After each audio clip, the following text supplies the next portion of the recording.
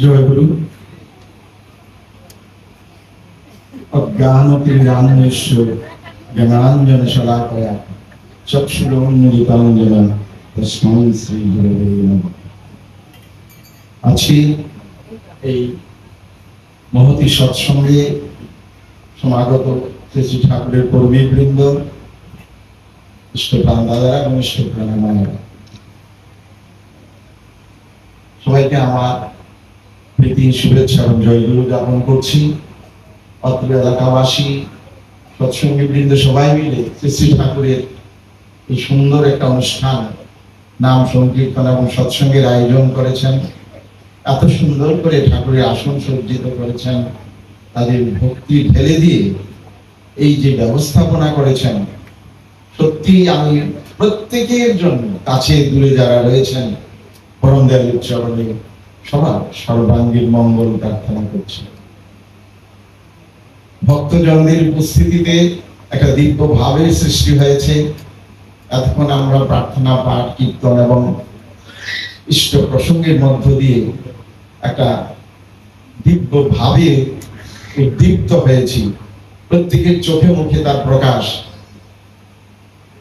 আমার পূর্ববর্তী মণিময় ভাই এত সুন্দরভাবে শ্রী ঠাকুরের জীবনের ঘটনাগুলো, আচার্য জীবনের, দেবের জীবনের ঘটনাগুলো, কথাগুলো বাস্তব ভাবে যা দেখেছি, উপলব্ধি করেছি, তা তুলে ধরেছে। আমরা সমৃদ্ধ হলাম। আমি সংক্ষেপে তার কৃপা ভরসা করে দিয়ে একটি কথা বলার চেষ্টা করছি। আজকে এখানে অনেক মায়েদের উপস্থিতি।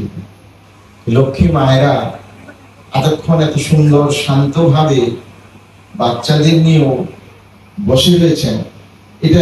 এটাই সৎসঙ্গ, এটাই সৎসঙ্গের মাহাত্ম্য, এটাই সৎসঙ্গীদের মাহাত্ম্য। সবাই ঠাকুরকে ভালোবেসে এই যে তার সামনে বসা, অববেশন করা, তার কথা শোনা। সুজিত ভাই বলেছে, একটা উল্লেখ করে দিয়েছে মায়েদের প্রসঙ্গে একটি কথা বলা। শ্রী ঠাকুর যেখানে থাকেন, শ্রী বড় মামা সেখানে থাকেন। শ্রী ঠাকুর বলেছেন, তোদের ঠাকুর যদি নারী দেহ নিয়ে জন্মাতো তাহলে যা হতো তাও বড় বড়। তিনি অভিন্ন একই সত্তা। শ্রী বর্মার জীবন আর ঠাকুরের জীবনে আমরা দেখেছি, ঠাকুর বলেছেন যে নারী হতে জন্মে জাতি, থাকলে জাত তবেই জাতি। একটা নারী একটা জাতের সৃষ্টি করতে পারে, কিন্তু একটা পুরুষ পারে না। ঠাকুর একটা বাণীতে বলেছেন যে একটা পুরুষ নষ্ট হতে পারে, বিপথে যেতে পারে, বিকৃত হতে পারে, তার এফেক্ট পরিবার, পরিবেশ, সমাজের মধ্যে তেমন কিছু পড়বে না। কিন্তু একটা নারী যদি বিকৃত হয়, বিপথে যায়, তাহলে তার যে এফেক্ট, তার যে ফল পরিবার, সমাজ, দেশ, রাষ্ট্রকে ধ্বংস করে দিতে পারে। একটা সভ্যতার সংকট এসে যেতে পারে। শ্রী ঠাকুর বলেছেন যে পুরুষ নষ্টে যায় না রে জাত, কিন্তু মেয়ে নষ্টে জাত উপকার। একটা জাত নষ্ট হয়ে যায়, একটা মেয়ে মানুষ নষ্ট। কারণ একটা মেয়ের মধ্যে যে শক্তি নিয়ে তারা জন্মগ্রহণ করে, এই শক্তির দ্বারা তারা পরিবার, পরিবেশ, সমাজ, দেশ, রাষ্ট্রকে বাঁচাবার পথ দেখাতে পারে। তারা যদি ডিরেইলড হয়, বিপথে পরিচালিত হয় বা চলে, তাহলে দেশ, রাষ্ট্র, সমাজ বিপথে যাবে। একটা নারী থেকে একটা জাতের সৃষ্টি হয়। কোন জাত? যে জাতটার মধ্যে আছে ধর্ম, আছে পিতৃভক্তি, মাতৃভক্তি, সদাচার, ইষ্টানুরাগ, আচার্য অনুসরণ, এমনতর সুন্দর জীবনের জন্ম যারা দেয়, তারা হচ্ছে নারী। এবং সেই নারী, তার সেই নারীত্বের প্রকাশ হতে পারে একমাত্র সদ্গুরুকে গ্রহণ করে।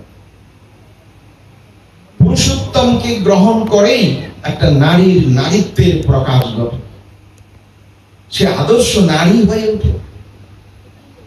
একটা নারীর চেহারা, চাল চলন, চরিত্র, হাব ভাব কেমন হবে, নারীর নীতির প্রথমেই ঠাকুর বলে দিয়েছেন, মেয়ে আমার, তোমার সেবা, তোমার বলা, তোমার চিন্তা, তোমার চলা পুরুষ জনসাধারণের ভেতর যেন এমন একটা ভাবের সৃষ্টি করে যাতে তারা অবনত মস্তকে নতজানু হয়ে সসম্ভ্রমে ভক্তি গদগদ কণ্ঠে মা আমার, জননী আমার বলে মুগ্ধ হয়, বুদ্ধ হয়, তৃপ্ত হয়, কৃতার্থ হয়। তবে তুমি মেয়ে, তবেই তুমি সতী। পুরুষরা যদি একটা মেয়েকে সেই দেবী জ্ঞানে প্রণাম না করে, তাহলে সেই মেয়ে সতী নয়, মেয়েও নয়। তাহলে সেই মেয়ের চরিত্র, হাব ভাব, পোশাক পরিচ্ছদ, কথাবার্তা, চাউনি চলন কেমন হওয়া উচিত? একটা দেবী দুর্গার মতো, লক্ষ্মীর মতো, সরস্বতীর মতো। এমনতর হওয়ার জন্যই আমরা যে দেবী শক্তির আরাধনা করি, সেখানে দেখি মহামায়া নারী মূর্তিতে জাগ্রত। মহা দুর্গা, মহাকালী, মহা সরস্বতী, মহালক্ষ্মী কেন করি? তাদেরকে এই পূজা করে যেন আমি স্বয়ং সেই লক্ষ্মী স্বরূপিণী হয়ে উঠি,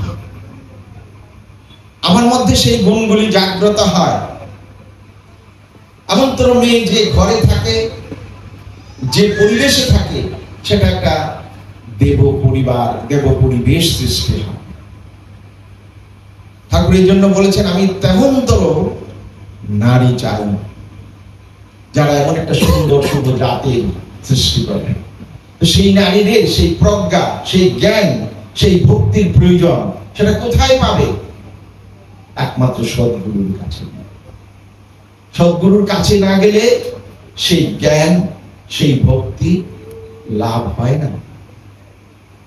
ঠাকুরের বাণীগুলোতে আমরা দেখি ঠাকুর কিভাবে চোখ খুলে দিয়েছেন। যে কিছুক্ষণ আগে অসীম ভাই গানটা করেছে, দয়াল এসে অন্ধকার খুলে দিলেন, অন্ধকার দ্বারগুলি, অন্ধকার দ্বারগুলি, দরজাগুলি দয়াল এসে খুলে দিয়েছেন। তিনি এসে আমাদের, আমি যেখানে অন্ধকারে আছি সেই অন্ধকারের দরজাটা খুলে দিয়ে আমাকে আলো প্রদান করেছেন। যে আমাদের ঘরে ঘরে, আমি দু একটা কথা বলছি, আমাদের ঘরে ঘরে বাচ্চাদের প্রায় রোগ শোক লেগে থাকে, সর্দি কাশি জ্বর, এটা সেটা, পেট খারাপ। কেন হয়? আমরা কারণটা না যে জানি না বলে প্রায় ভুগতে থাকি।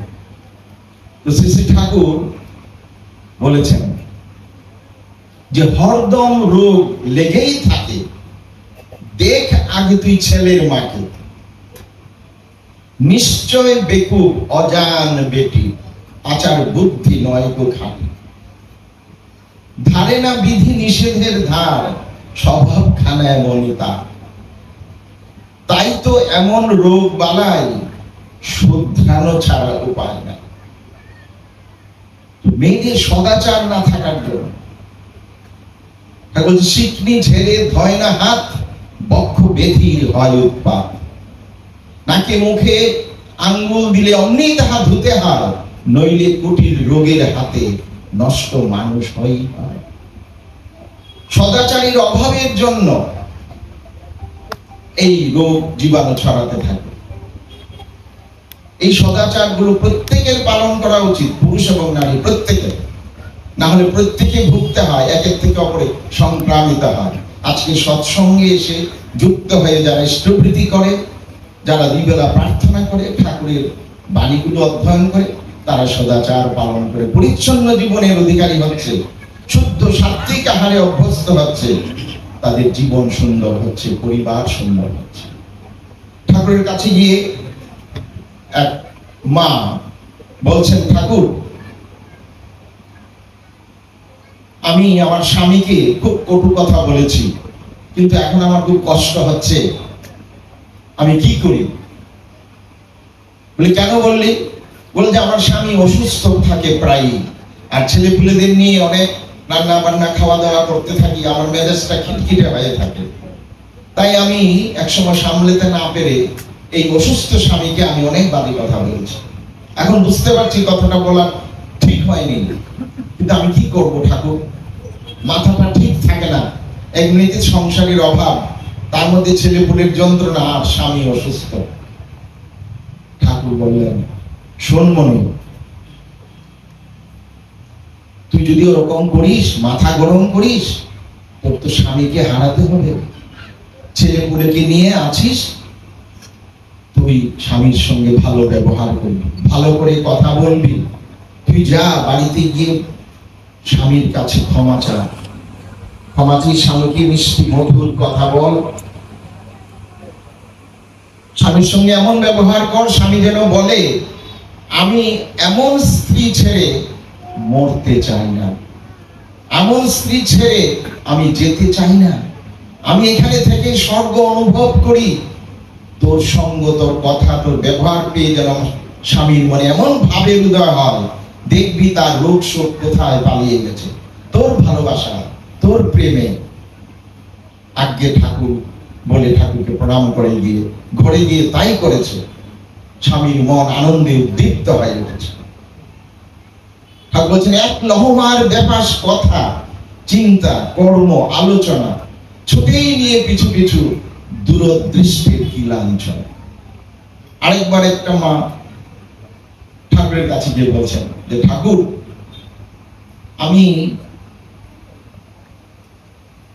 আমার স্বামীর সঙ্গে এরকম রূঢ় ব্যবহার করেছি, কিন্তু তিনি আজ 3 দিন ধরে ঘরে খান না, চাও খান না, কোথা বেরিয়ে যান, আসেন, ঘুমান, আমার সঙ্গে কথাবার্তা নেই, আমার মনে খুব কষ্ট হচ্ছে, কথা বললেও কথা বলেন না।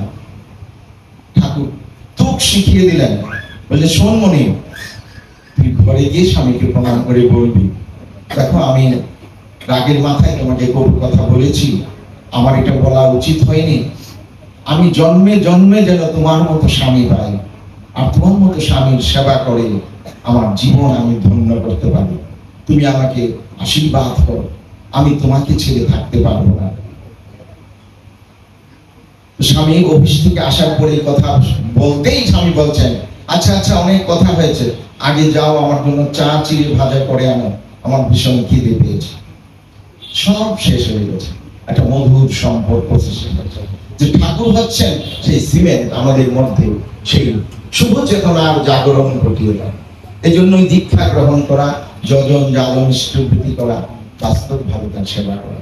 আমরা সবাই ভালো থাকি, তার নির্দেশ আদেশ মূর্ত করে আমাদের মধ্যে দয়ালের অজস্র আশীর্বাদ বর্ষিত হোক, আচার্য দেবের অজস্র আশীর্বাদ বর্ষিত হোক। সবাই সবাইকে নিয়ে আনন্দে থাকি, এই প্রার্থনা করে আমি শেষ করছি। জয় গুরু।